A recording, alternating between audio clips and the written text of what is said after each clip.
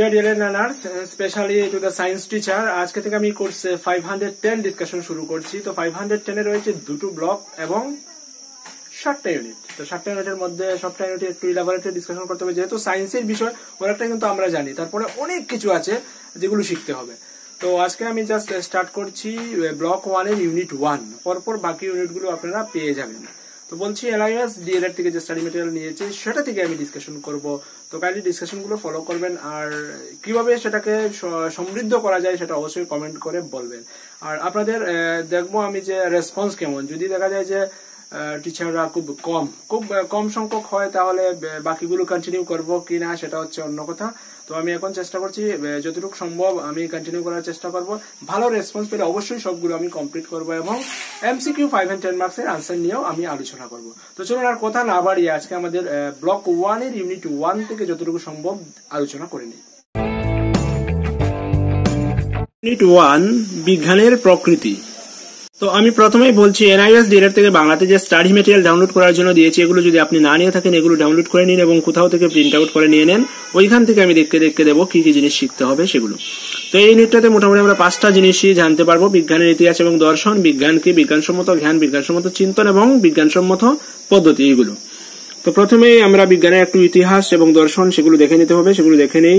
Page number হচ্ছে 4। এখানে কিন্তু অনেক কিছু পড়ার মতো জিনিস আছে, তো সবগুলো একটু আমি বলবো যে সবকিছু একটু রিডিং পড়ে দেখবেন, তারপর পড়বেন। সবকিছু শিখতে হবে না, শিখার মতো যে জিনিসগুলো রয়েছে সেগুলো আমি দাগ দিয়ে দেবো, এগুলো শিখলে হবে।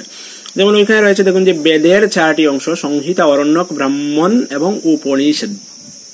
পেজ নাম্বার 7 থেকে কিন্তু অনেক কিছু জিনিস শিখতে হবে, অনেকগুলো নাম শিখতে হবে, দেখে নেই কি কি। যেমন অস্ত্রোপচার কে আবিষ্কার করেছিলেন? অস্ত্রোপচার আবিষ্কার করেছিলেন সুশ্রুত 600 খ্রিস্টপূর্বাব্দে। আয়ুর্বেদ আবিষ্কার করেছিলেন চারক 100 খ্রিস্টপূর্বাব্দে।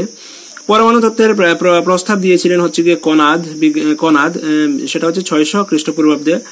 জ্যোতির্বিদ্যার ক্ষেত্রে অবদান এখনো পৃথিবীব্যাপী স্বীকৃত। কার অবদান? সেটা হচ্ছে আর্যভট্টের অবদান, সেটা হচ্ছে 476 খ্রিস্টপূর্বাব্দে। তারপর হচ্ছে জ্যোতির্বিদ, জ্যোতিষ, পরিবেশ এবং ভূবিদ্যাতে বিশেষ অবদান আছে কার? সেটা হচ্ছে বরাহমিহির। বীজগণিতের জনক বলা হচ্ছে ব্রহ্মগুপ্তকে। রসায়নের পরীক্ষাগার গড়ে তুলেছিলেন নাগার্জুন।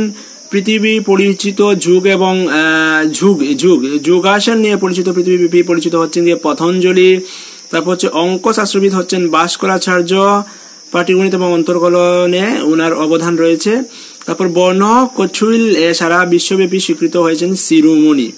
তো এই নামগুলো আপনাদের শিখে রাখতে হবে। অস্ত্রোপচারের সঙ্গে হয়তো দিয়ে দিল যে নিচের কোনটি মিল নেই বা নিচের কোনটির মিল আছে বলে এবার প্রশ্ন দিয়ে দিতে পারে, যে এ সাইড বি সাইড দিয়ে দেবে, যে অস্ত্রোপচারের সঙ্গে দিয়ে দেবে সুশ্রুত, আয়ুর্বেদের সঙ্গে দিয়ে দেবে চারক, পরমাণু তত্ত্বের সঙ্গে দিয়ে দেবে নাগার্জুন, তারপর বীজগণিতের সঙ্গে দিয়ে দেবে ব্রহ্মপুত্র। তো এক্ষেত্রে দেখতে হবে কোনটা ঠিক নেই, সেটাই হবে আনসার। বর্ণভাবেও দিতে পারে যে নিচের কোনটা ঠিক নয়, যে কোনো ভাবে দিতে পারে, এমন প্রশ্ন তো হতেই পারে। তো সেক্ষেত্রে আপনাকে কি করতে হবে? আপনাকে ওই নামগুলো শিখতে হবে, যে অস্ত্রোপচারের সঙ্গে কার নাম জড়িত? সুশ্রুত।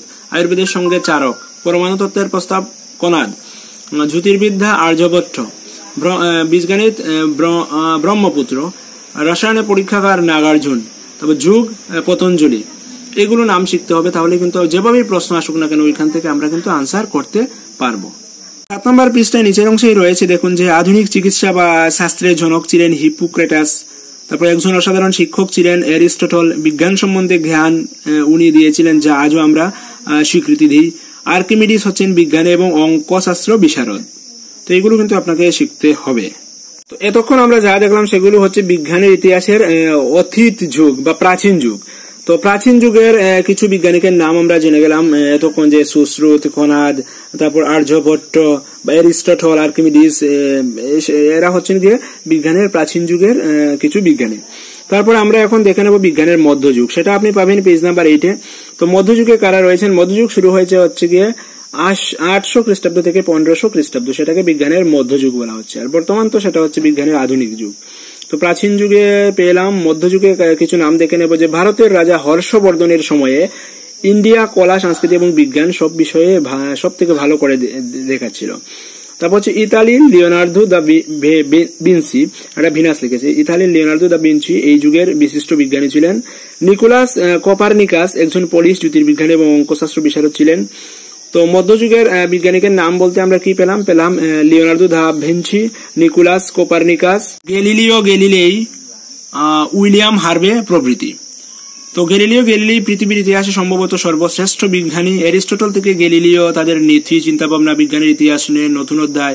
তারপর একজন রয়েছে যে জোহানেস কেপলার, জার্মানিতে জন্মগ্রহণ করেছিলেন। উইলিয়াম হার্ভে একজন ইংরেজ ডাক্তার, আবিষ্কার করেছিলেন রক্ত সঞ্চালনের বিষয়। তো এইগুলো বিষয় কিন্তু আমরা জানি কে কে আবিষ্কার করেছে, না জানলেও সেটা আমরা জেনে নিতে পারবো। তো মুদ্রা কথা হচ্ছে, যেহেতু আমরা বিজ্ঞানের ইতিহাস বা বিজ্ঞানের প্রকৃতি নিয়ে আলোচনা করছি, এক্ষেত্রে কিন্তু ওই যে বললাম যে প্রাচীন যুগের কয়েকজন বিজ্ঞানিকের নাম বা নিচের কোনজন প্রাচীন যুগের বৈজ্ঞানিক নয় এমনভাবে প্রশ্ন হতে পারে। তো আপনাকে প্রাচীন যুগের বিজ্ঞানীর নামগুলো আলাদাভাবে শিখতে হবে, মধ্যযুগের বিজ্ঞানীগুলোর নাম আলাদাভাবে শিখতে হবে। তারপর কে কোন কাজের সঙ্গে যুক্ত সেগুলো আমরা জেনে নিতেই পারবো, সেগুলো আমরা পরবর্তীতে দেখবো। তারপর পেজ নাম্বার 9 রয়েছে, নিচে দেখতে পাচ্ছেন যে বিজ্ঞানের আধুনিক যুগ। যুগের ক্ষেত্রে আবার বিজ্ঞানকে পাশ্চাত্য দৃষ্টিভঙ্গিতে আলোচনা করা হয়েছে, আবার ভারতীয় দৃষ্টিভঙ্গিতে আলোচনা করা হয়েছে। তো পাশ্চাত্য দৃষ্টিভঙ্গিতে বা বিজ্ঞানে পাশ্চাত্য দেশগুলোর কি কি অবদান রয়েছে সেগুলো আমরা দেখে নিই। সেটা পাবেন পেজ নাম্বার 10-এ। দেখুন যে বিজ্ঞানীর নাম করা যায় অনেকজনের, রবার্ট বয়েল, এখানে বয়েলে লিখেছে, এটা বয়েল হবে। রবার্ট বয়েল 1627 খ্রিস্টাব্দে, যিনি গ্যাসের আচরণ আবিষ্কার করেছিলেন। অ্যান্টনি ভ্যান লিউয়েনহক, যিনি অতি ক্ষুদ্র জীবাণু আবিষ্কার করেছিলেন। রবার্ট হুক মাইক্রোস্কোপ আবিষ্কার করেছিলেন। আইজ্যাক নিউটন গতিসূত্র আবিষ্কার করেছিলেন। বেঞ্জামিন ফ্র্যাঙ্কলিন ইলেকট্রোস্ট্যাটিক তথ্য আবিষ্কার করেছিলেন। হেনরি ক্যাভেন্ডিশ হাইড্রোজেন আবিষ্কার করেছিলেন।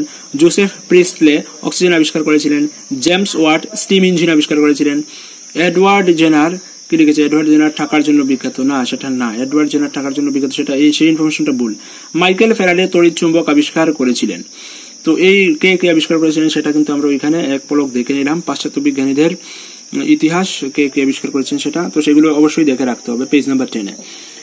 পেজ নাম্বার 11-এ যদি যাই, সেখানে রয়েছে ভারতে বিজ্ঞান শিক্ষার উন্নয়ন।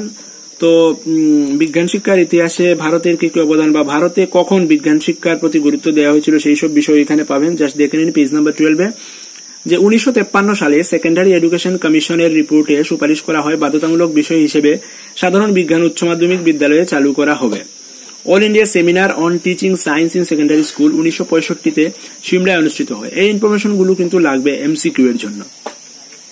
তারপর নিচেই রয়েছে যে লাল বাহাদুর শাস্ত্রীর নেতৃত্বে 1961 সালে new ideology of beginning policy makers এবং সায়েন্টিস্ট গঠন করা হয়। তার নিচে পাবেন যে National Council of Education Research and Training বা এনসিইআরটি 1961 সালের 1 সেপ্টেম্বর স্থাপিত হয়েছিল। এটি স্বয়ংশাসিত প্রতিষ্ঠান হিসেবে স্থাপিত হয়েছিল, যার প্রধান কার্যালয় নিউ দিল্লিতে অবস্থিত। তারপর রয়েছে ন্যাশনাল ইনস্টিটিউট অফ এডুকেশনের কাজ হলো গবেষণা, শিক্ষা এবং মূল্যায়ন সংক্রান্ত বিষয় দেখা। তো এখান থেকে কিন্তু অনেকগুলো প্রশ্ন হতে পারে, নিশ্চয়ই বুঝে নিয়েছেন আপনারা কি কি প্রশ্ন হতে পারে। তারপরেও আজকে আমি এই প্রশ্নগুলো জাস্ট রেডি করিনি, তো নেক্সট ডেগুলোতে কিন্তু আমি এখান থেকে এমসিকিউ কোনগুলো হয় সেগুলো কিন্তু আমি অবশ্যই আলোচনা করব। তো এখান থেকে এমসিকিউ হতে পারে, দেখুন যে এনসিইআরটি কবে প্রতিষ্ঠিত হয়, এনসিইআরটি কি ধরনের প্রতিষ্ঠান, বিভিন্ন অপশন দিয়ে দিতে পারে, তাহলে সেটা হচ্ছে স্বায়ত্তশাসিত প্রতিষ্ঠান। বা ন্যাশনাল ইনস্টিটিউট অফ এডুকেশনের কাজ কি, বা দিয়ে দিল গবেষণা, শিক্ষা এবং মূল্যায়ন বিষয় সংক্রান্ত দেখার কাজ কার, বলে 3-4টা অপশন দিয়ে দিতে পারে। তো এক্ষেত্রে আনসার হবে ন্যাশনাল ইনস্টিটিউট অফ এডুকেশন। এইগুলো কিন্তু প্রশ্ন হতেই পারে। তো আমরা রয়েছি পেজ নাম্বার 12-এ। পেজ নাম্বার 13-এ রয়েছে হুমি ভাবা সেন্টার ফর সায়েন্স এডুকেশন বা HRCSE, সেটা 1974 সালে মুম্বাইয়ে প্রতিষ্ঠিত হয়েছিল। তো সেই জিনিসটাও মনে রাখতে হবে, কবে প্রতিষ্ঠিত হয়েছিল, কোথায় প্রতিষ্ঠিত হয়েছিল বা সেন্টারের নাম কি। হুমি বাবা centre for science education HRCSE, যেটা 1974 সালে মুম্বাইতে প্রতিষ্ঠিত হয়েছিল। তারপর যাচ্ছি পেজ নাম্বার 14-এ। 14 নাম্বার পেজে যে জিনিসগুলো দেখবো সেটা হচ্ছে কি যে দেখুন যে ড্যানিয়েল ডেনেট, উনি খুব সম্ভবত ডারউইনের তত্ত্বটাকে খারাপ বিজ্ঞান বলে অভিহিত করেছিলেন। যেটা ড্যানিয়েল ডেনেট তার বিখ্যাত বই ডারউইনস ডেঞ্জারাস আইডিয়া নামে একটা বই লিখেছিলেন। ওইখানে বলেছেন যে there is no such things as a philosophy free science, there is only science where philosophical baggage is taken on board without examination। 17 number পেজে দেখতে পাবেন, সেখানে রয়েছে যে বিজ্ঞান কি, বিজ্ঞানের সংজ্ঞা এবং সাধারণ বৈশিষ্ট্য। তো বিজ্ঞান কি সেটা দেখুন যে বিজ্ঞান হলো একটি বিশ্বস্ত পদ্ধতি যার দ্বারা আমরা পৃথিবীর অনেক উপাদান জানতে পারি।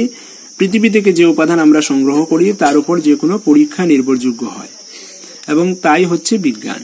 তো বিজ্ঞানের সাধারণ বৈশিষ্ট্যগুলি কি কি? এখানে 3টা বৈশিষ্ট্য পাবেন। দেখুন যে 1 নম্বর হচ্ছে বিজ্ঞান ছাড়া আধুনিক পৃথিবী কখনোই আধুনিক হতে পারে না, এখনো আমাদের অনেক কিছু শিখতে হবে।